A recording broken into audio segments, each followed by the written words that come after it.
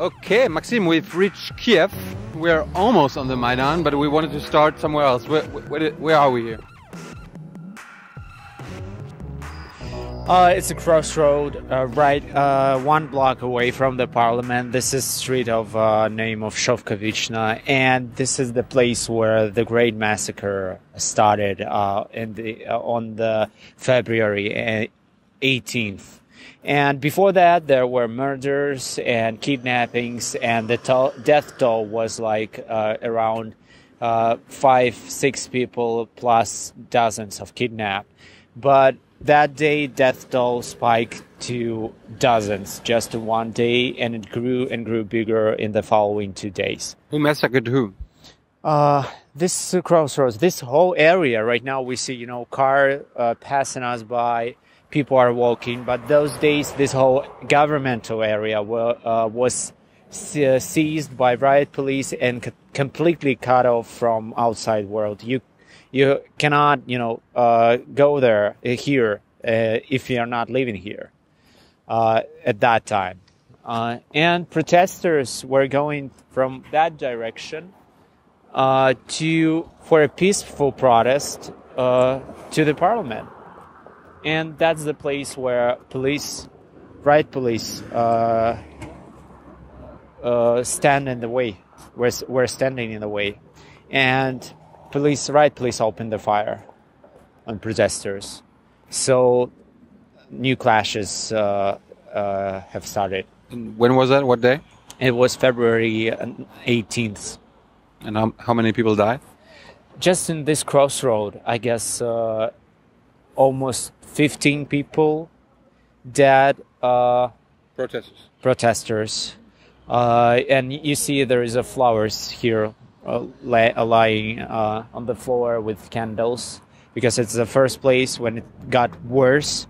But unfortunately, in the following 2 days, it got even worse in a bad way. So let's head to the Maidan. All right? Yes. All right, we moved away from the massacre, now closer to Maidan, but where are we now? It's the place of the biggest massacre, when dozens of protesters killed just in a matter of hours. Right here? Protesters were killed just, a bit there at this big building that you see. And hotel? Yeah, the hotel. And the snipers were working at this building and a couple of those buildings. So they were on the roofs shooting the protesters, and it was very unexpected for protesters because they were chasing down those riot policemen. They got shot in the back? No, they were chasing from that direction. Yeah, from Independence Square here, and suddenly they're in some kind of trap, and it's open space. It's very easy for snipers to work, and they were killing them very easily. With no hard work to do. Do we know who the snipers were? It's still unclear. No names, no facts about those guys. We only know that they were up there and on those buildings, and some in this hotel building. Really? Yeah, they were shooting. Right afterwards, after this massacre, they continued to shoot people on a regular basis for more than 2 days, shooting at Independence Square protesters. How many died due to the snipers? 70 plus people. Jeez. Yes. Well, let's go to the Maidan itself and let's take a look. Yes, sure. All right, we're now, I think, officially on the Maidan. Is that right? Yeah, in the heart. In the heart. Well, please show us around. Give us a little tour of this revolutionary place. So basically, you're right. That's a nerve center of everything revolutionary in Ukraine. It's the place where it has started, and it's the place where it will end. Right. So let's go right now. Let's go there. Excusez-moi. Yeah, basically, it's still an operational site, so people are just working here for those fires, so people could warm up. There are a lot of people are still living here, They live here? Live here. So this is a fire, some kitchens, hospitals. It's everything working, running up because revolution didn't end yet. It's still ongoing. So, and while we wait, Yeah. now we can go.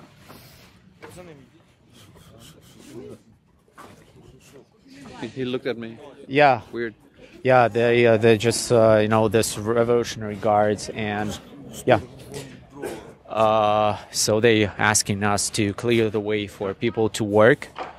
So maybe before we talk about who and what lives here, what is this building? It's a former building of trade unions that was guarding, like a revolutionary headquarters for a moment, for 3 months. And when things got very ugly in the 18th and 20th of February, rightfully set on fire this building to clear up from protesters. The police set it on fire? Yes, police set it on fire. It was on fire for more than 28 hours, burning to the ground. As you see, it's completely gone at this moment. Okay, let's go into the heart. Yeah, it's inside the barricades. So what are we seeing here? It's another part of barricades. It's different generations of those barricades. It was the first barricades that were built just from, garbage and everything that were small, but more like it was like a symbolic barricades. But after crackdowns, it grew bigger, stronger, with bricks, with sand, with even militarized like barricades. So this is not the biggest one because this side was not under threat through a whole revolution, and all front line is there. So there we're going to go now. Yes, and those tents where people are living. Okay, now we're almost at the stage of the Maidan. There are a lot of European flags. What are those flags? This flag is from Farid Svoboda. This one is for Revolutionary Army, Samoborona. This one are from other parties. A lot of different flags, but Ukrainian mostly. Okay. So that's where the pro-European people live, or they're all pro-European. All pro-European. Yeah. Well, I mean, I learned from the nationalists, Svoboda and all that. They're not that European. It's more about European values, but in Ukraine they are having hard times to process everything European, what we call European values. So it's a long way to go for them to understand what's really human rights and how to defend them. So what are those European values you so cherish? I think the most important for them is to equality, but equality not among people equality, but equality firsthand between authorities and their own people. It's the biggest problem for them, the biggest trauma that their own authorities gone afterwards them and, like hunting on them. Like in Kiev, you said people kind of need to be educated about this whole European Union and European idea. What do you think? What is missing? I don't think that it's missing. I think that we're mixing up their fight for it's their revolution. It's not a revolution for the European Union. It's not a fight of European Union here. It's a fight, just local fight of Ukrainians. And in their process of finding their new identity in a post-Soviet world, they need to, settle for a starter on who they are and what's so different about them after collapse of Soviet Union. And afterwards, it will be, a matter of debate for them how they will look inside the European Union.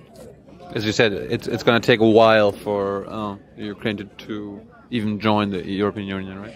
Sure, but with the revolution, as we see things, develop so rapidly, And nobody thought that Ukraine will be at this point, this time, just a month ago. So you can't say you can predict anything, and we're living 3 months in a row without having no abilities to predict anything. So there's the stage where Klitschko, all the opposition figures, and the Maidan leaders talk to the people? Yes, that's a main communicator, for this revolution. And it's pretty amazing how this stage stayed operationally on this whole 3 months with power, with speakers there all the time. But I think the most important thing that this stage did in moments of crisis, some speakers were there, and they were helping out with organizing this whole chaotic movement. So we need, for example, guys, we need medics there, we need fighters there. Just we search for, for particular people and so on. So, what is this wooden figure there? It's, I think it's Taras Shevchenko. I think that's Ukrainian. The football player? No, Shevchenko? It's Ukrainian moral figure and Ukrainian poet and writer that represents the foundation of culture. So what? Culture. How did that happen? Oh, it's Tower. Yeah, they call it the Yolka. Yolka? Yeah, because it's a Christmas tree, unfinished Christmas tree. And in the first days of revolution, it became very quickly a symbol of revolution because the first crackdown happened because local authorities ordered it so they could have a chance to install this thing. So the authorities kicked out the protesters because they wanted to it was set up the Christmas tree. Yeah, it was official reason. And after that, the next day, after that brutal, bloody crackdown, protesters just stormed this area with almost 1 million people on the streets. They just go up there, storm this area, and took over this unfinished Christmas tree, placed flags there, banners. It is right now. It's a symbol of the revolution. So, I mean, now we have a little better view on this whole thing. Lots of tents and all that. Who's living in there? Those protesters who came from provinces, who are not who are not Kiev residents, and it's tents everywhere, and they gathered. If you see on many tents, there is names of the cities or regions or where they coming from. So they gather like they live. If you're from Lviv, you gather in Lviv tent. If you're some Donetsk, for example, there is a Donetsk tent. Somewhere they gather from where they come. All right, quick sightseeing. What is that? It's an old monument of Ukrainian folk heroes. Okay. Yeah, it's the heart of Independence Square. This monument for independence, and you see that it's a open kitchen. You can imagine how many people are donating their free time for the last 3 months to get this whole site running, with to be like after work to go to open kitchen, to prepare dinners, for medics to help out the injured and so on. So what happened here?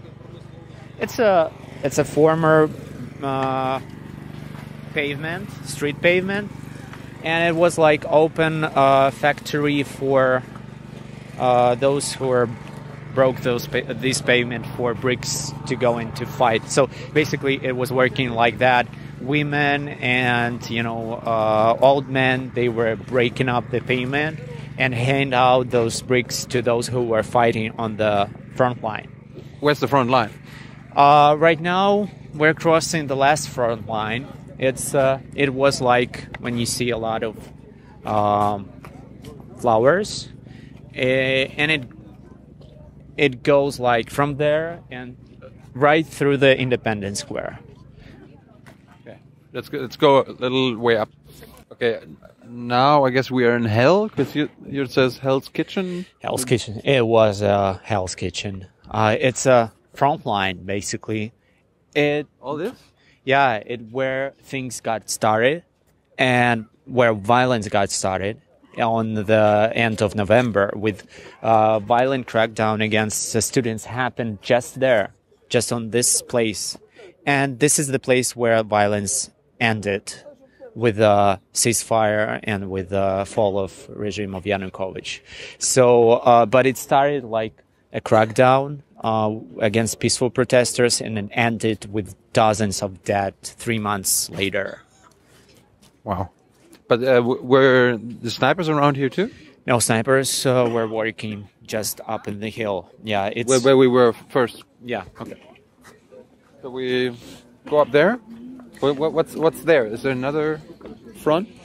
It's the first barricade that. The first big barricade on Institutska Street, and when that massacre started, when people from there, protesters, tried to push back against riot police, and riot police just packed and fled the Independence Square, and protesters went right this way to chase them down, and they faced snipers. Why were protesters chasing police? Because they were pushing back to get them out of the Independence Square to fight for this area. So they tried to push back them as further as they could, but they didn't know that there were snipers waiting for them there, and to execute basically them. What does that say over there? It says glory to heroes. Basically, it paved by flowers and candles. So that's just, it's a lot of flowers, and for last more than a week or even 2 right now, people are just coming here every day. It's just like in a giant shrine for all those killed. Let's go up there. All right, where all the journalists live in that hotel. Yeah, it's an observation deck that gives you the best view on Independence Square. And in the middle of war, actually, this place was the only one that gave journalists a better view of what's happening. The second crackdown was happening. This bridge was the only thing that was helpful for journalists to cover that second crackdown, because protesters and police were in a huge standoff right under this bridge. So there's another soldier-looking guy. Are there soldiers hanging around here? Who are these people? It's Revolutionary Guards. They're running this place. They're guarding it because revolution is still on. So they're in a constant alert. So now we have the full view of Maidan. Yes, it's kind of dramatic how this place changed in a matter of weeks. It was totally different. Amazing. Yeah. These are bigger tents, right? Yeah, there's bigger tents, smaller tents. It's something. It's tents, I guess, for military guys, but it more military look like tents. But and you can see this front line. It's still there, with the barricades still there.